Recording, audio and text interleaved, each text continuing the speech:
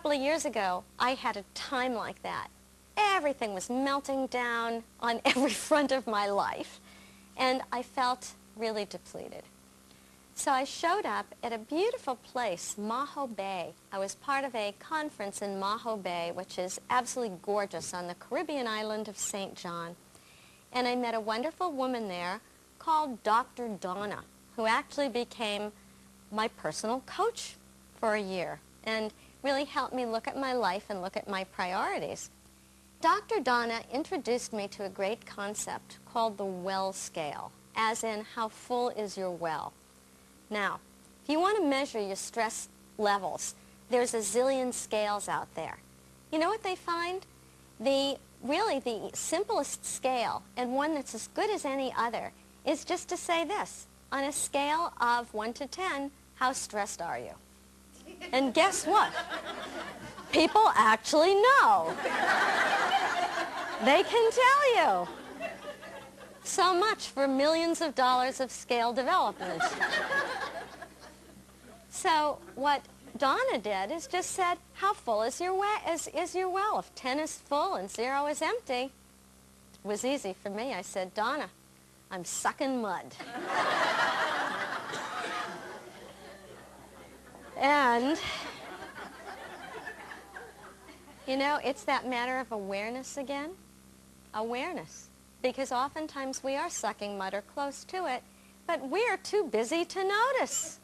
I'll notice that I'm sucking mud when I'm in the hospital, dead from the stress of it.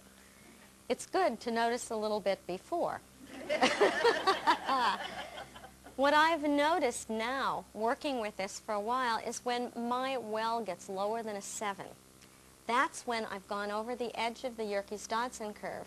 And that's when, unless I do something to push myself back and up a little bit, I'm going to go into a rapid downhill slide. It's the danger zone, the red flag zone, the alarms are ringing zone. So then I said, I'm going to make a list of the things that fill my well again. Now, I spend most of my life, it seems, on airplanes. And I hear several times a week the stewardess saying, please secure your own oxygen mask first before you secure the one next to you. And I think that really is a good analogy. You can't take care of the people who depend on you if you're an absolute wreck yourself. There's just no doubt about it. It's not selfishness. It's self-care. You want to have a heart of compassion and kindness and goodness to extend to others. You can't do it when you're sucking mud. So the oxygen list I made up for myself is something that you can all make up for yourselves. What gives you energy? What gives you joy? I know for me, taking a walk makes all the difference in the world. And it's really easy to get so busy in the office that I don't think of doing it. But if I say to myself, this is one small step, I could do this one little thing. I could go out into the daylight. Guess what? All of a sudden we find out, my, sunlight does something to your pineal gland. You manufacture more melatonin and you sleep. It raises your serotonin levels so that you're less depressed. If scientists would have just listened to our grandmother, we could have saved a fortune. But it's like we have to have the data now before we do these obvious things. Taking a walk is a great thing to do for me. Little things, eating a well-balanced meal that actually tastes good. What do you think that happens when you are as stressed as can be and you add the all-ham hocks diet to your already busy life? This is not good for you. And the all-bean sprouts diet isn't good either. There were a couple of studies done that showed 2 studies that men with the lowest cholesterol levels had the highest suicide rates. Interesting. Now, I think women with the lowest cholesterol levels might have the highest homicide rates. But, you know, sometimes I think, has common sense totally deserted us? You need to eat a well-balanced diet that does have fat and, thank God, carbohydrates and protein in it.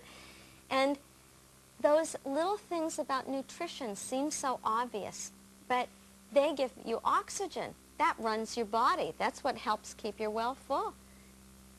Touch. That's a big one. There's a whole scientific literature on touch. A little bit of touch, it releases growth hormone, and that restores your tissues. A little bit of touch, it releases serotonin, and that chases away depression and stabilizes your mood. People need to be touched. That's why spending time with even an animal, there's a great source of touch. Having a chance, even touching each other in the audience here, that little casual touch makes you feel better.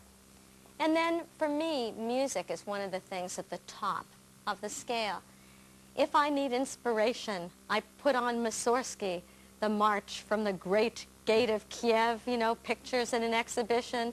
Da, da, da, da, da, da, da. Isn't that great? And suddenly, boom, you are ready to go.